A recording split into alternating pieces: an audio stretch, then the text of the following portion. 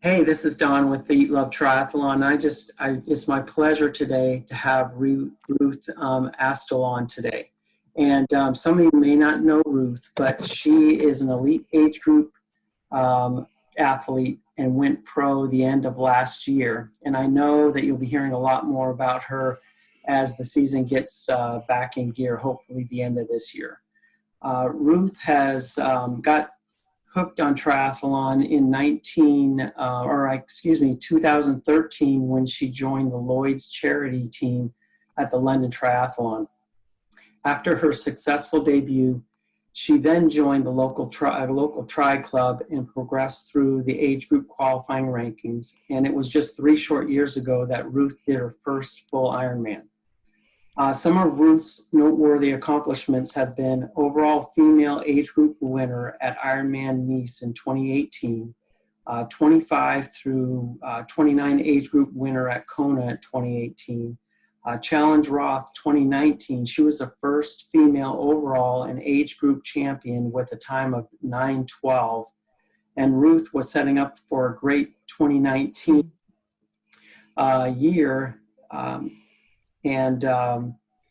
She, in late July, only 12 weeks out from Kona and 5 weeks from 7.3 Worlds, Ruth broke her collarbone. And we'll talk a little bit more about that, but she ended up going to the Worlds, 70.3 Worlds, and went to Kona. And at Kona, she was the overall champion and set a new course record for the 30 through 34 age group, and was the second fastest female age grouper ever at Kona with a time of 9 hours and 20 minutes. And I forgot to mention that during all of this, she worked a really high stress job, 60 to 70 hours a week, and still was able to accomplish all that. So it's pretty amazing. I've been following Ruth for a little over a year and just have seen how she's progressed as an age grouper and then as a pro. So I'm really excited to have Ruth on. And when Ruth isn't training, she's enjoying one of her other passions, wine, cooking, and spending time with friends. So Ruth, I really appreciate you being on, and I'm excited to talk to you today. Oh, it's great to be on. Thank you for having me. Yeah. I guess looking back, when you did your first triathlon, how did you figure out that, hey, I'm pretty good at this? And how did that transition into the longer Ironman distance and then even going to pro this year? Yeah, so I think actually my initial thought with it wasn't so much, oh, I'm quite good at this, because I wasn't that good to start with. I think like most people, you don't start off being that good. But I'd played a lot of field hockey throughout school and university, so I was quite used to having something competitive on quite a regular basis. And then when I moved to London to start work, I was kind of missing that and didn't really want to do anything else with hockey, because I'd kind of got to quite a good level and I knew that I wouldn't go any further. So actually when I did that first triathlon, I was like, oh, this is a really fun competitive outlet, and I was kind of looking for something like that. So when I then joined the local tri club and got into some of the local races and generally got into more of that racing scene, I was like, oh, there's so many races that you can do. There's this whole great friendly atmosphere around it. It was a really good way of meeting people. So actually I'd say, most of my closest friends now I've gone through triathlon. Sure. So that was more where it came from, of actually just something really fun and competitive that I could do. And then I guess, it didn't take long for me to hear about, oh, you could compete for your country and go to age group stuff. And I was like, that sounds really cool, really want to do that.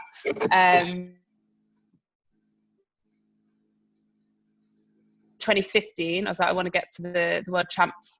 And this was still at Olympic distance. So that's what I was focusing on at that point. Right. So I went out to Chicago. I had like an all right race for me. Like it was nothing special, but that kind of made me realize I'm never going to be great at the short course, or, kind of that competitive compared to some of the girls here that are swimming like 4 minutes faster than me and running 4 minutes faster than me. Especially in the short distance, that makes it a huge. Yeah. and I couldn't really see in my head how I could get that much faster over that distance. So I'd actually done, before Chicago, I did Outdoors long course triathlon, which it's actually slightly longer than half Ironman. But I'd quite enjoyed it. I had all sorts of tummy problems, but other than that, I'd quite enjoyed the distance. And I think I've always been more of a kind of endurance person than pure speed. So I kind of thought that would suit me more. So then in 2016, concentrated mainly on half Ironman. It's 2016. Yeah, so 2016, I went out to Australia for the 7.3 World Champs. And I came third in my age group. So I think I was actually quite disappointed with that because I didn't have a particularly good race for me. And then the year, and obviously by this point, I then heard loads of people talking about Kona and Ironman, and whilst, you know, it's probably only in 2014 that I still thought doing an Ironman was completely ridiculous. And why would you ever do that? By this point, I was like, oh, people have talked about this magical place in Hawaii. And you see loads of people at the club that had done one. I was like, well, if you can do an Ironman, I can definitely do one. So kind of just then gave that a go in 2017. It's kind of just kept going from there. Yeah. And it's pretty incredible that you have, I mean, really haven't been doing the long distance for that long. You've been so competitive and so good at that distance. And I think that's kind of I like the Ironman distance, the 70.3 Ironman, because I'm not a, you know, the fast speed short distance. I just, you know, I'm okay, but I do a lot better in distance as well. So, and then what, you know, so going back to last year, you had an awesome race at Challenge Roth, and took a couple of weeks off, and then you got in a bike accident. A car cut you guys off or something. You were out riding. And so what was your mindset? How did you deal with that setback, I guess? And were you even thinking that this rest of the season is just, you know, rubbish? Yeah, so I think when the accident happened, and you're right, we were it was three of us going down a straight road, a car coming towards us just turned across us, so we just kind of went into him. And as soon as I went to sit up, I was like, that's my collarbone. I could feel it straight away, so I knew that was gone. And initially, because at that point it was so close to, at that point I was mainly thinking about the 7.3 World Champs, because I'd missed out on going to South Africa the year before because of all the travel with then going to Kona. But this year, with it being in France, I was like, well, actually, it's much more feasible that I could go and have a really good race at the 7.3 Worlds, and also then have a good race at Kona.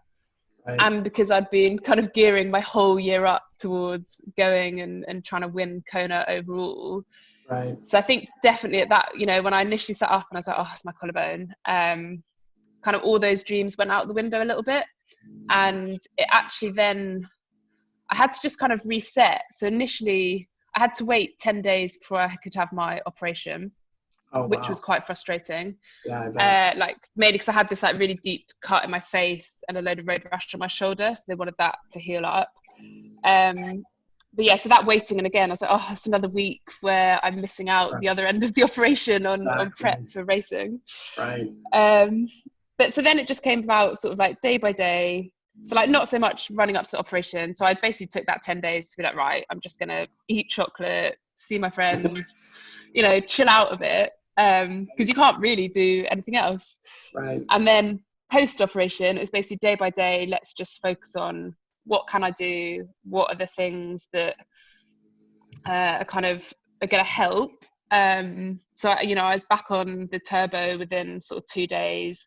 And like more because by that point, you know, I think anyone who's quite active, if you then get forced into not being able to do anything, you just get to a point where you're just itching to be able to move.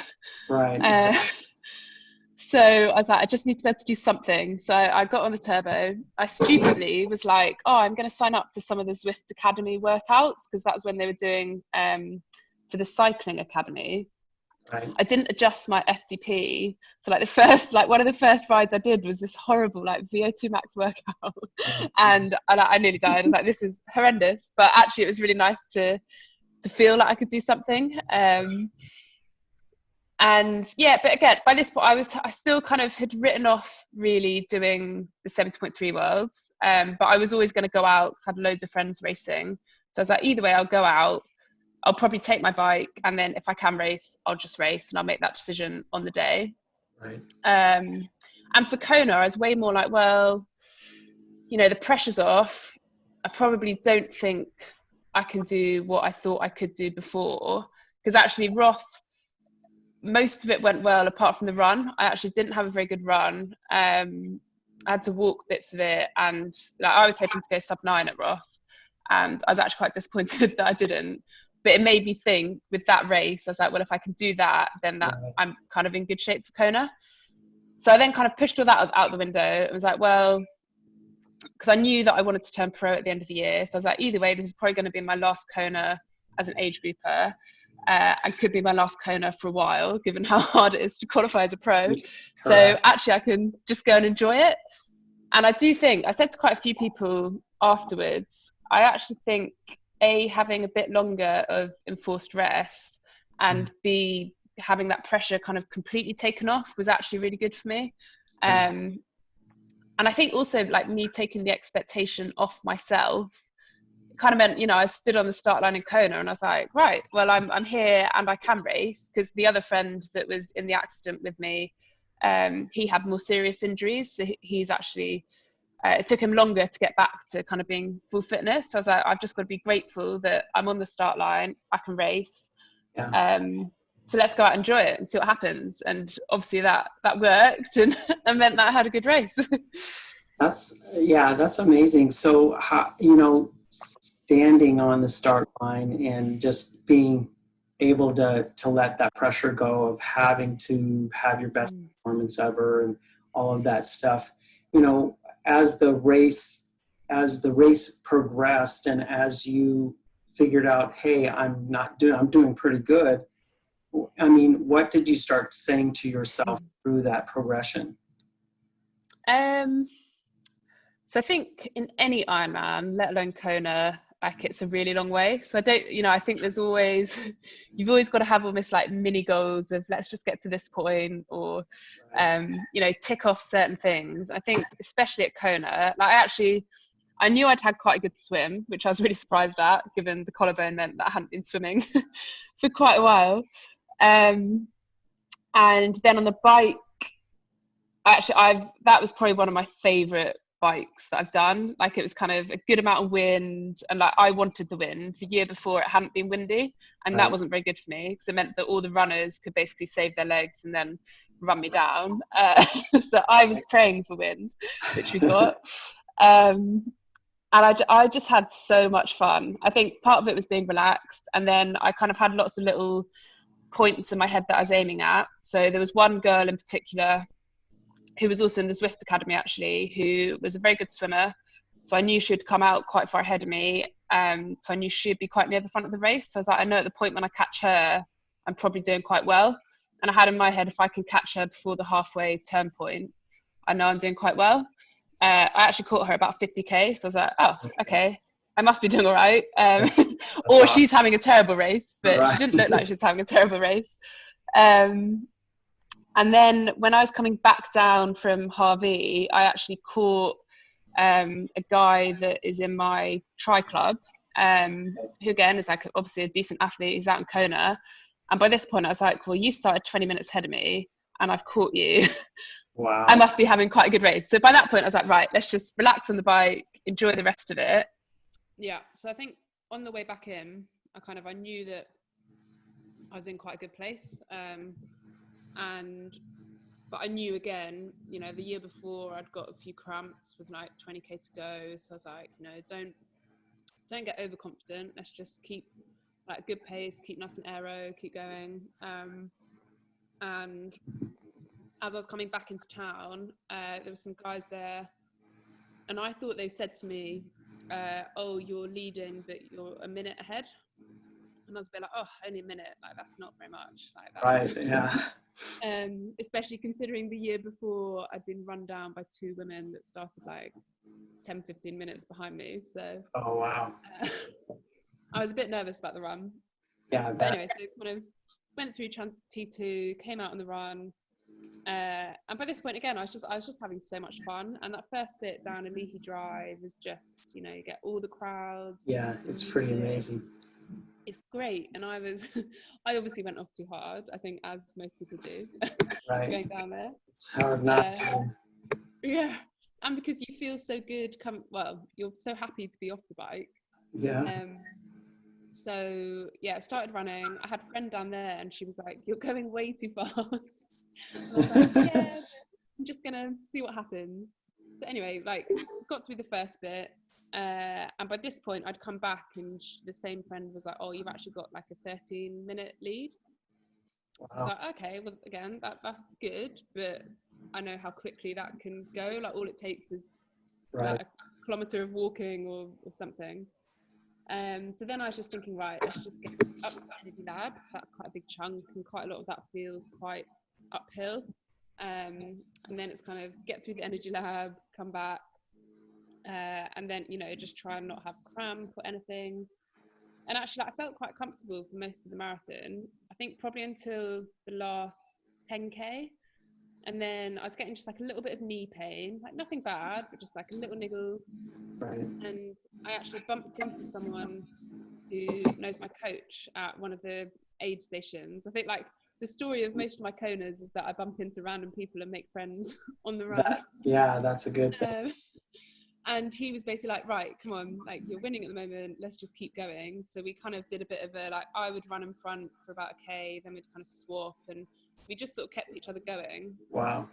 And as we were coming towards the end point, I was starting to get, you know, a little bit more tired, been obviously out for quite a while. And I was trying to walk through one of the aid stations. He's like, no, come on. You go, like, he just kept me going. And then it was like, we got to the last bit, turning back down Polani. And by this point I was like, right, I now know that I've got enough of a lead that I can really just, Right. as long as I don't get horrendous cramp, I'm going to win. Right. And that was just really, because it just meant that whole bit coming down the red carpet, you know, I could actually try and high five people, like really try and soak it up. Yeah. And it was just so nice to be able to do that. And actually crossing that finish line and being like, oh, I've actually set out and got my goal that, you know, I've kind of very publicly told a lot of people, but wasn't really sure that I could do. Right. That was a massive feeling of kind of relief and pride, and all sorts, but yeah, I think mainly relief. Yeah, I bet. And that's, I mean, I've been to Kona once, and yeah, it's just an amazing place to race and compete, and just seeing all the athletes, and yeah, you make some cool friends, and it is an amazing place. What, you know, through the injury, you know, I know a lot of our age group athletes that I'm connected with, you know, have injuries. How do you, you know, what do you tell them? How do they deal with an injury that looks like your season might be over? And what would you say to them to try to help them through progressing through and still trying to compete? So I think it's really important to kind of be kind to yourself. I think, you know, it's very easy to get really caught up in the triathlon bubble and for it to kind of take over. I mean, obviously it's in my life, I'm going pro, but, Right.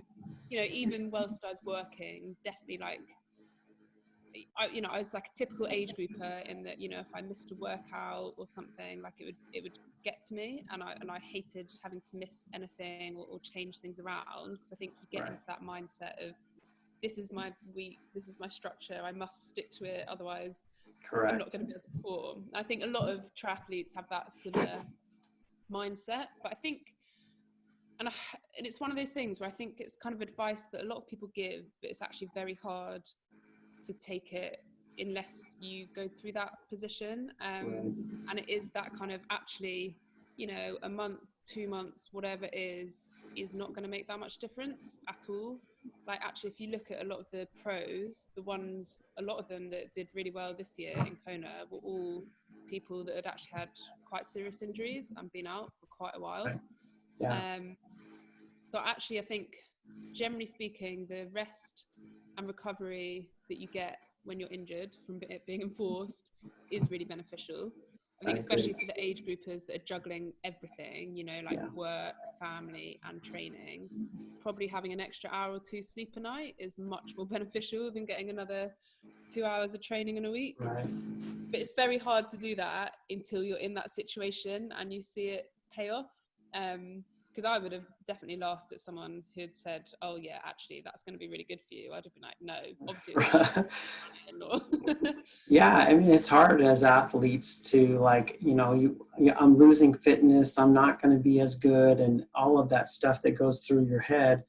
And yeah, I think that we just have to do what we can with what we've got from where we are, and let it just, kind of play out.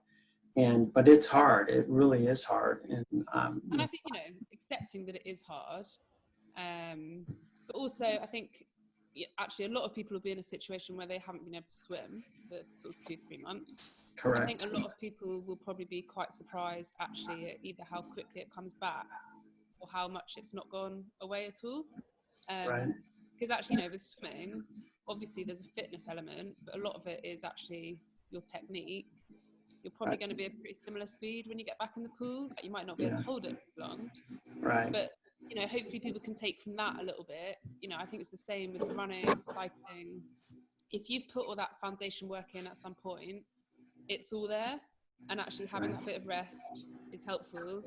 And it just means that when you start trying to bring it back again, it will take a little time, but it's still there. So it's trying not to worry too much that it's kind of gone forever and suddenly you can't run or Right. Yeah, and that's the hard part, is just knowing that it's going to come back. It may take a little longer, but yeah, just knowing that it's going to be okay. And then your first your first race as a pro was Western Australia in December. And so how as far as being on the start line as a pro versus a age grouper, and lining up with athletes that you've looked up to, how did that feel, and what was your mental state at that race? Yeah, that was a really cool and different experience actually. So I made the decision to just go and do it because I was like, I feel quite good post Kona, and why not? It'll be less pressure if I do it quite soon after. And I mean, in hindsight, thank God, because it means I got a race in. Yeah, exactly. You do. But yeah, it was very bizarre. I think actually had quite a big women's field for a race that's not a championship. There's about 15 of us, which is actually quite a lot. And yeah, like standing next to some of those women that I've looked up to for the last sort of 3-4 years in particular was like quite surreal. But actually it didn't really feel that different to being on the start line with a load of age groupers. They were still really friendly. Lots of them were kind of wishing me good luck, so they knew it was my first pro race, and I think like the whole atmosphere around it still felt like reasonably relaxed and not too different. But I think as a whole the race was obviously very different, because actually we had like a half an hour gap back to the age groupers, so we did feel like we were kind of on our own for like the whole day, which is very different than being an age group woman who's generally just surrounded by a load of age group men. Right. Yeah, exactly. So it was quite different, but yeah, the whole thing, it was just I made quite a few silly mistakes, so it wasn't a particularly good debut for me, but it was just good to get a race done and kind of see how it felt, and actually feel that if I'd had a semi-decent race, I don't think I would have been, like too far off being quite competitive. So that was quite nice. Yeah, I agree, because I read about your tire, and then you had kind of like a little, well, actually, the last 10K, you were riding on a flat tire, weren't you? Yeah. And I just like, that's a mental battle just in its own. It's like, I'm going to lose so much time, and how, and so, yeah, it's pretty amazing, because you still came in, what, 8th place? Yeah. And had a really decent time. And I mean, and even with, you had a little knee niggle in the run. So, and, so how did you deal with that mentally, going through all of those little struggles that seemed to like stack up against you? First, it was the tire wouldn't go, and then, then you had a flat, and then you didn't have any more air. So it was like, how did Yeah. you kind of work through that mentally? I think that's the beauty of Ironman, that it is a really long day. So Right. even if things can happen, it's just trying to turn it around. So actually, I'd say it started before the tire. It started with the swim. So I got dropped after about a K. So I spent, the next 3K on my own, thinking that I Wow. was last, actually. But turned out that there was actually someone else behind me. So that was quite nice. But anyway, I sort of came out of the swim and I felt like I was so far behind. I was like, oh my Right. God. I was trying to, so I had to like talk myself out of thinking that my day was already over. Because then I was like, obviously the bike is the bit that I'm good at, so let's just see what happens. Then when the tire didn't go, I was just like, oh, I'm like losing so much more time after my terrible swim. But then I actually, like, as soon as I got going on the bike, I was like, this is good. I could see on that course, it's a really good course. It's got quite a lot of out and backs. So it's quite easy to see where you are in relation to other people. So I could kind Right. of see that I was catching quite a few of the girls. And so, yeah, then when I got the first puncture, I was just like, oh, like, for God's sake, this is annoying, but it's not the end of the world. So I kind Right. of got that sorted. And then when it went again, it was just, by that point, I was like, well, I'm clearly not in the race anymore, but let's just kind of keep plugging it on. And because I knew it wasn't too far back in, and I also was like, I'm in quite good run shape, and I'd quite like to see what I can do on the run. Right. I think, unfortunately, that kind of part of it being like the 10K of being on a flat tire, it's actually quite hard work on your on your legs. Yeah, I can only imagine. I don't think I've ridden very far on a flat tire, and I couldn't imagine I wouldn't recommend it. I And then, yeah, I think like that little bit of a knee niggle that I'd had at the end of Kona kind of actually just got exacerbated by that. So, yeah, I actually had to walk a bit of the run. I said the first 2 laps went really well. And then, yeah, I had to walk like quite a bit trying to ease my knee up. Yeah. And by that point, I was like, oh, by that point, I was like, I'm not going to DNF my first pro race. I was like, whatever happens, I was like, if I have to walk Right. this, Yeah. I'm going to finish. To that point, I was like, I still had so long to go. I was like, if I actually have to walk this, it's going to be very, very depressing. But yeah, I think, again, always with Ironman, it's like, you've still got a long way to go. Probably like no Right. matter where you are, it's a long way to go. Exactly. As long as you can kind of keep moving forward in some capacity, actually, like, there's always something to be gained from it. And I think, if you end up at the point where you're having just such a bad race and like potentially you need to walk the rest of it in, actually there's so much that you can take from like the different competitors and kind of seeing some of the different ends of the spectrum, and getting some of that camaraderie. I'm always amazed by like the people that do take sort of 14-15 hours. It's like, how do I you stay agree. out there that long? Like, it's Yeah. amazing. Right. I I'm not sure I could totally race for that. agree. Yeah, and I totally agree, and it's pretty amazing that, yeah, those are the real Iron men and Iron women, because that just is like, I can't fathom. I mean, my slowest Ironman, I think, was it was last September at Chattanooga. It was 11:02 or something like that. But I couldn't imagine being out there another 3 or 4 hours. It's crazy. So, but and so right now, what are you doing as far as, I know you're doing a lot of Swift racing, and how is that going, and how do you prepare, or what's the mental game that you do, because you're not physically next to people? How has that really been challenging? So I think like the Swift racing is an interesting one. I think have to treat it as kind of like it is a game. Okay. And because I think when it becomes competitive, the thing that, you know, if you get too caught up around, oh, but so-and-so's got this power meter or that, you know, everyone's equipment reads differently. So you kind of have to I just see. forget about that and be like, Right. you know, you just got to go with however your power meter is reading. Right. But actually, I really enjoyed having something every week to look forward to. It was quite nice to have something, again, just something competitive. Right. And the chance to race against, you know, some of the short course women that I would never usually get the chance to. You know, being on the start line with someone like Flora Duffy is pretty Yeah. amazing. Yeah. That's awesome. And yeah, but then I think the other thing with Zwift is like there are quite a lot of tactics involved, so it's not always going to be the strongest people winning. Actually, it depends on when you use your power ups or how you use them or how well you Right. know the course. Like there was a lot of, I guess, like gaming skill to it, Sure. which I think I'd managed to do a few races beforehand, so I think I was probably a bit better than some of the other girls at some of that. So yeah, actually, it kind of went all right for me. I ended up 5th. In the most recent series, which is, you know, Yeah, that's pretty amazing. Yeah, I was like, you know, if I can come top 10, that'd be incredible. Right. Pretty happy with that. So yeah, I've really enjoyed them, and it'd be nice. Well, depending on whether we actually have any real life racing or not in the next few months. But hope, you know, if not, hopefully they'll put on another series.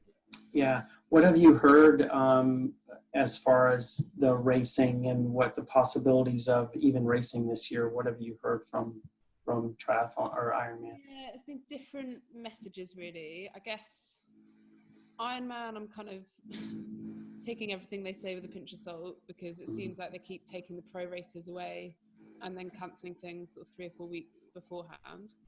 Right. I think, you know, I think for Ironman it's tough because clearly the councils need to give the go ahead, and as a council, do you really want to invite thousands of people from across the world into your city at the moment? Exactly. Tough call to make. So I can't, you know, I feel for Ironman, but I also kind of feel that it would be nicer if they either just cancelled everything with loads of time, because I was having a look the other day and there's still, you know, still loads of races that are apparently going ahead in October, November. I would be surprised if some of the big races go ahead, because you know, it's just a number of people in one place. I'm hoping that some of the smaller ones might. So there's a couple in sort of France that I'm looking at, and some English ones that seem quite hopeful that they can go ahead. But yeah, I guess then it will be interesting to see if not much really does happen this year. You know, I think they'll probably have to cancel Kona in February. I can't, mainly because I can't see them having enough people qualified to make it financially viable for them to do it. Right. Or for them to be able to put on enough races for pros to qualify. Right. Then you get the question of, well, what do you then do for next year's Kona? Like, do you just roll people over? Yeah. Then you basically get a position where actually then there's hardly any slots left. Yeah. And potentially quite a few races. So it's like kind of either way, it'll be interesting to see what happens. Yeah, it will be. I mean, we did and here locally, there's a triathlon sprint series, and they did their first race. They canceled the first 2 and then did the first race this last Sunday. And I think I'm going to go to the next one, but I've heard and saw from athletes that they did a really good job of social distancing. They had no spectators, which was kind of a bummer, but it's just, I mean, they did a time trial start, and it wasn't a mass start of age groups like it normally was, but everybody that went seemed to you know, the organization that put it on did a very good job of really making sure everybody was safe. So I think it's possible, but, you know, just taking precautions. And so I'm looking forward to maybe competing in the next one. But yeah, it's going to be interesting to see how it pans out. So as far as I got one last question for you, or maybe 2. Who's your triathlon hero? Who do you look up to the most? Oh, that is a really tough question. So I think there's sort of different people on different days. But I think probably if there had to be one person, and at the moment, it probably just has to be Daniela Ruth. Like, she's so dominant and she's just good. But again, but she's also like very modest with it, you know, like she's not like all out there ever on social media. She's, you know, you can tell that she just trains bloody hard and then races really well. So yeah, probably Daniela. Okay, cool. And then what does being a triathlete mean to you, or an Ironman?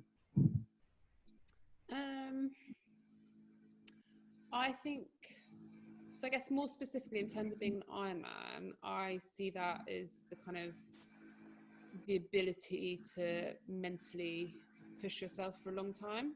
Because I actually think where most people do really well in Ironman, it's because you have that mental strength to just keep pushing. Right. And, you know, I think it's not necessarily going to be the fittest person or the fastest person that comes out on top. I think it's actually the person that can just mentally hold themselves at the right level of hurt for that long. I agree. Yeah, I agree. I mean, that's what has intrigued me so much about racing and triathlon and Ironman, especially the Ironman distance, because it's most mental. It's a mental battle, and that's what's really has excited me about racing, is just being able to push myself beyond what I thought was even possible. So very cool. Ruth, thank you so much. I really appreciate your time today, and it's just been a pleasure getting to know you, and I really look forward to seeing you race once racing gets going and how well you're going to do. And so I really appreciate you being here, and it's been a pleasure. Yeah, great to talk to you. Thanks for having me on. Okay. All right. Have a great week of training. Yeah, you too.